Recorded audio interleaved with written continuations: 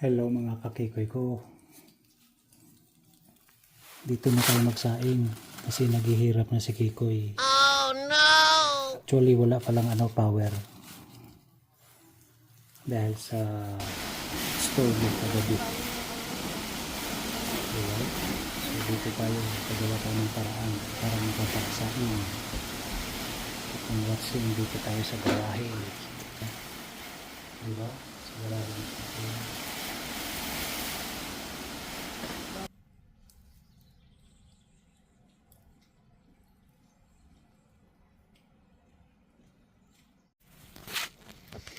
So, ayan na mga kakigoy ko. Luto na siya, no?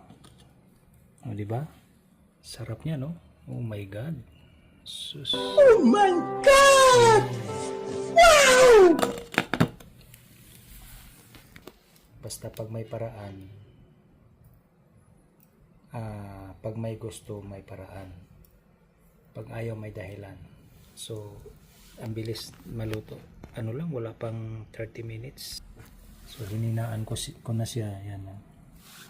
Kasi ayaw ko masunog. So magluluto tayo ng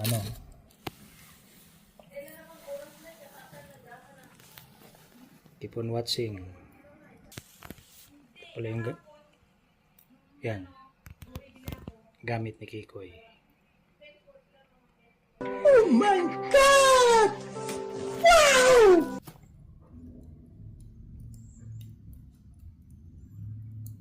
Loto sa bato at kahoy. Kasi yung pinaka-ista niya bato. Tapos kahoy. Kainin na lang yan. Tapos ito magluluto tayo ng spring roll or lumpia. Lumpiang Shanghai. May mantika siya. Binili ni Kikoy ay vegetable oil. Parang less sa cholesterol. Pero makolesterol pa rin yan. Not much lang. Yung spring roll. Alright. Basahin natin yung nutrition facts. Ito ang nutrition facts niya. Diba? Meron siyang omega 6. 6.3 kilograms. Carbohydrate 0 grams, fat 3 grams or 12%, so calories 80. So ayan mga kakibay ko.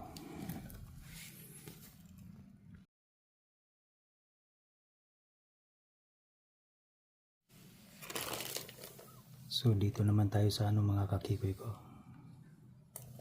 Ito, yeah. So ito yung tinatawag na dirty kitchen. Alright, ganun lang talaga ang buhay. Yan, painitin muna natin.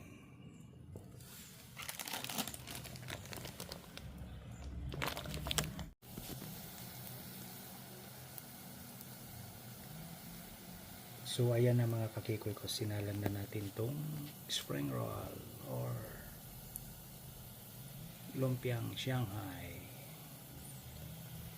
Bakit nga pala tinawag na lumpiang Shanghai? Kasi ang nag-imbento yata Chinese mula sa Shanghai, China. Kaya lumpiang Shanghai. Alright. Back in 1400 century or 17. Kasi si Magellan 1400 pumunta ng Pinas. So maybe 1700. Alright. So ayan kailangan konti lang yung apoy para hindi masunog. Ito yung sinasabi ko, kung may paraan, kung may gusto may paraan, kung ayaw may dahilan. Alright. Due to power outage last night. Ito lang yung mahirap. Masakit sa mata. Pero okay lang. Laban. Oh no! Kasi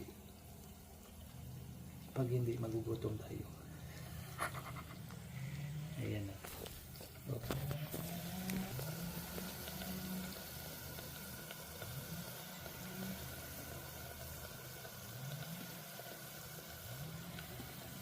Ang battery life ko ay nasa 22% na.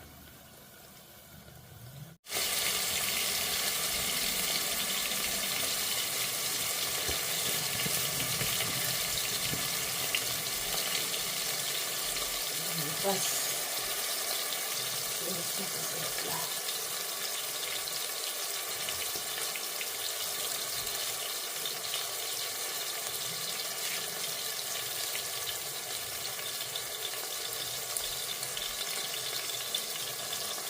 Fruit bag.